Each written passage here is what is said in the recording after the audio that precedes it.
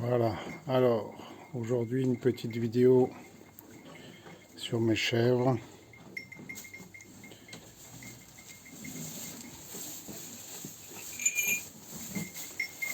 Elles s'apprêtent à mettre bas. Là, on voit le pied qui est bien développé. Elles sont toutes séparées, hein. Enfin séparées, non, il y a quand même deux box où il y en a deux. Voilà, donc celle-ci, on voit pas bien le pied, mais bon, voilà, il est bien développé. Elle se prépare. Et celle-ci, pareil,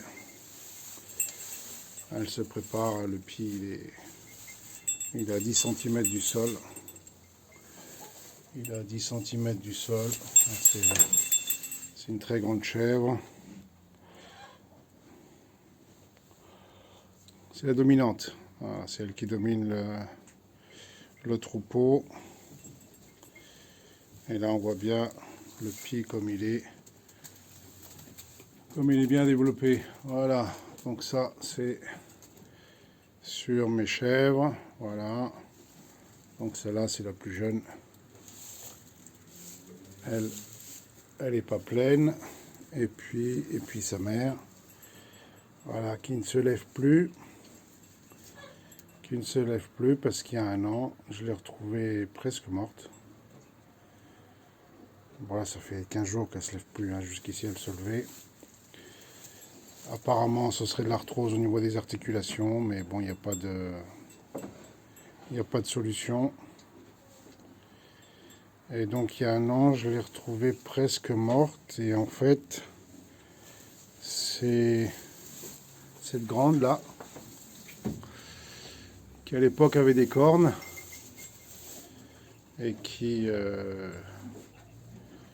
me l'a, au bout de, enfin, ils étaient quand même ensemble depuis près de 5 ans quand même, hein. Et je sais pas pourquoi. Donc la veille, celle qui est couchée, donc là c'est Marguerite, celle qui est par terre. Donc la veille, elle a mis bas de deux petites chevrettes, donc celle-ci et puis sa sœur. Et pendant la nuit, je sais pas, parce que bon, pour quelle raison, j'en sais rien. Est-ce que c'est parce qu'elle n'a pas voulu s'effacer, qu'elle a voulu protéger ses petits, je sais pas. Ça faisait au moins 5 ans qu'elles étaient ensemble. Le pied était entaillé sur une douzaine de centimètres et elle était étalée au sol. Voilà. J'ai appelé la vétérinaire qui lui a fait des injections. Voilà, elle s'est remise de tout ça, mais en perdant du poids et puis en marchant de moins en moins. Les articulations qui ont commencé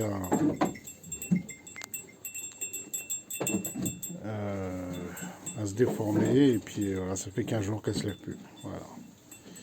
Et tout ça à cause des cornes. Donc là, notre amie, la grande là, qui était la dominante, qui ne l'est plus maintenant, hein, mais qui était la dominante à l'époque. Bon, pareil, elle reproduit plus non plus, parce que elle ne donne plus de lait, donc elle ne reproduit plus. Et donc voilà, donc ça c'est ce... je voulais en venir justement à ce sujet-là, qui est les cornages de chèvres adultes. Donc j'ai dû les écorner. Voilà, donc elle, sa fille, et puis également Marguerite, parce que Marguerite aussi avait des cornes.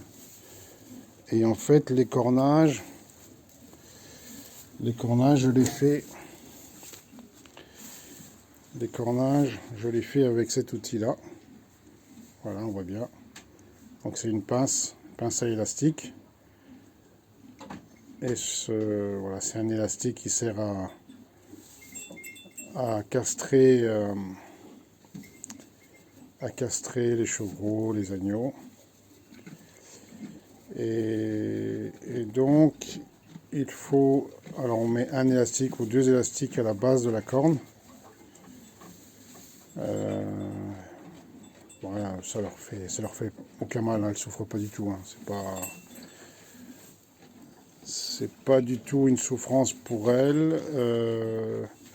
Alors pour Lily qui est là-haut, donc qui est à côté, qui est derrière, hein, contre le mur, il a fallu 2 bons mois.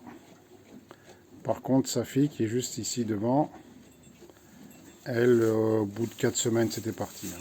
Donc elle a quand même 3 ans de moins. Et donc pour elle, ça a été assez vite. Ouais, les corps étaient moins développés, ça a été assez vite.